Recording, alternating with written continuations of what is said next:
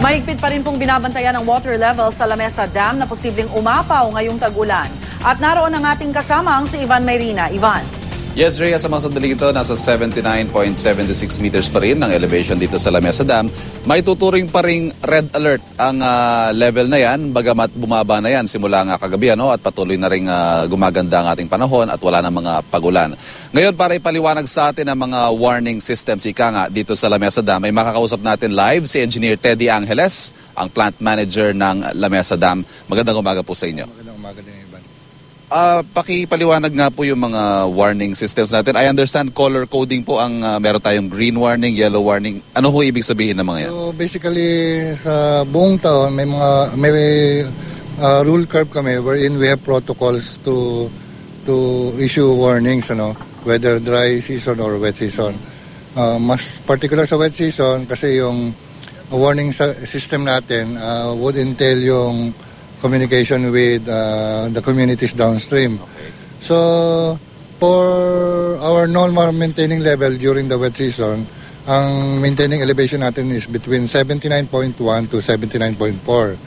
Above that, 79.41 to 79.6, that's yellow level. And red is 79.61 to 80.15. Then 80.15 yun yung overflow level natin. Pakipaliwanag nga po yung daloy ng tubig. Ito hong tubig natin dito nanggagaling sa Angat, dadaloy sa Ipo, pupunta dito sa Lamesa bago pumunta sa mga treatment plants natin at lumabas sa mga gripo sa mga kabahayan. So basically yun yung flow ng raw water supply ng dalawang concessionaire. Basically yung tubig na na-impound sa Angat, it processed through NPC Dam, primarily for power generation and secondary yung irrigation and water supply.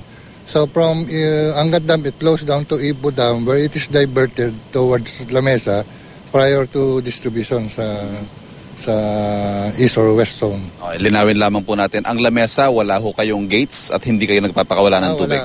So unlike Angat or Ipo where they open gates whenever they're about to reach yung critical level, yung Lamesa is equipped with an overflow facility lang. So parang pitchil siya na pag napuno, umaapaw siya doon sa nguso. So ito yung overflow facility which is designed to overflow in an regular estuary which is Tuliahan River. Okay, ano ho yung senaryo? Sakaling ang umapaw, at umapaw na ho ito nung panahon ng Ondoy, I understand. Ano ho ang magiging senaryo? Anong lugar ang maapektuhan? So basically downstream of the overflow facility, ang dadaanan niya parts of Quezon City which is Fairview down to parts of Valenzuela up to Malabon, Nabotas. Babahain ho sila, ganun ba? Not necessarily kasi kung ang overflow maliit lang, parang halos laminar lang yung flow sa ilog except for Ondoy, iba yung overflow niya kasi malaki. So medyo turbulent siya, tsaka yung volume ng tubig na binagsak ng Ondoy, malaki. Pero for a normal overflow, halos laminar lang yung flow ng ilog. Laminar meaning hindi ho mararamdaman? Hindi siya nararamdaman, except for Malabon, of course. Medyo low-lying na siya. Doon nga, umambon lang, bumabahan na Panghuli na lang po, typhoon season na tayo. Inaasahan natin marami mga pagulan na darating. Ano ho ang ginagawa natin? What do we expect?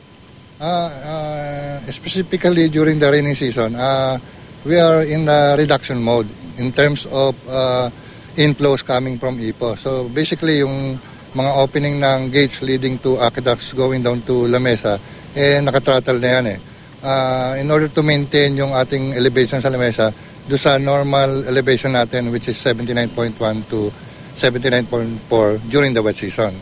So yun yung ginagawa natin as much as possible. But of course, kung i-anticipate natin yung volume ng ulan, di naman natin masabi.